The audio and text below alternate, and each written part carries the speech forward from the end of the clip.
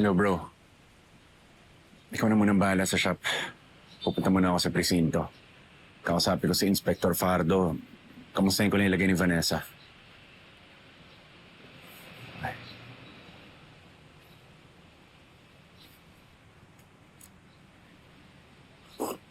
Tony, pakikuha naman yung susi, please. Yes po, sir.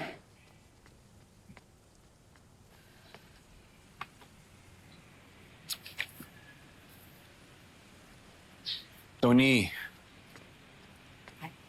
Ito na po yung susi ng kotse, sir. thank you.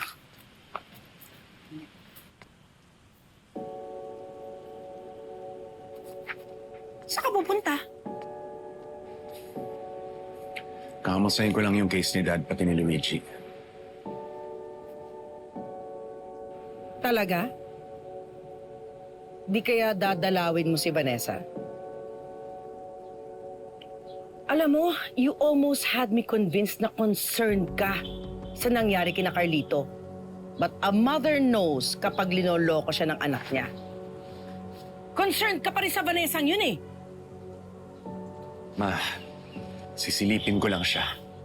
Nakalimutan mo na ba yung ginawa niya sa akin? O sige, kahit wala ka ng pakialam doon, isipin mo na lang yung nangyari kina Luigi at Carlito. Eh kaya nga sila napahamak dahil sa padalaw-dalaw na yan. Baka kung ano mangyari sa'yo, anak, kakalibing ko lang ng asawa at apo ko. Hindi ko kakayanin na mawalan din ang anak na yun. I'm going, Ma. No, you're not. Tama na yan. Dito ka lang sa bahay. Ma- No. You're staying right here? No, dito ka lang sa bahay. Kahit ikandadok pa yung gate, yung gagawin ko yan. Ma- Dito ka lang, hindi mo pupunta Ma- si Vanessa. No! Ma, leave me alone. Kuya! Leave me alone. Kuya, ano ba?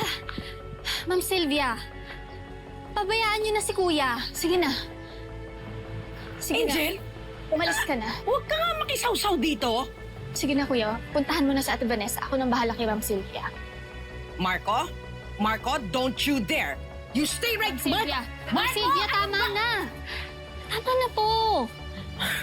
Alam mo, katulad ka rin ng kapatid mo eh. Like a thief in the night, you are going to betray me. Ma'am Sylvia, tinutulungan ko lang kayo. Huwag kayong magalit sa akin. Kakamping niyo ako. But the mere fact na bibisitahin pa rin ni Marco si Vanessa in spite of all that has happened is just so insulting. Kahit puntahan ni Kuya Marco si Vanessa, hindi pa rin sila makakapag-usap. Bawal bisitahin ng mga taong nasa isolation room. Yes, but the thought na bibisitahin pa rin niya si Vanessa after everything that has happened to us is just so insulting. Nabulag na talaga si Marco sa pagmamahal niya sa kriminal na yon. Alam niyo po yung nanay ko, lagi niya ako pinagbabawalan sa lahat ng mga gusto ko. Kaya ayun, nagrebelde ako, sinuway ko siya.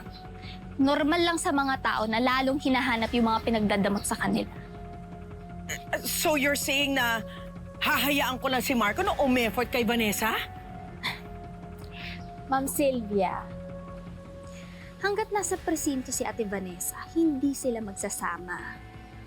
Tsaka mapapagod rin yan si Kuya Marco. Magsasawa.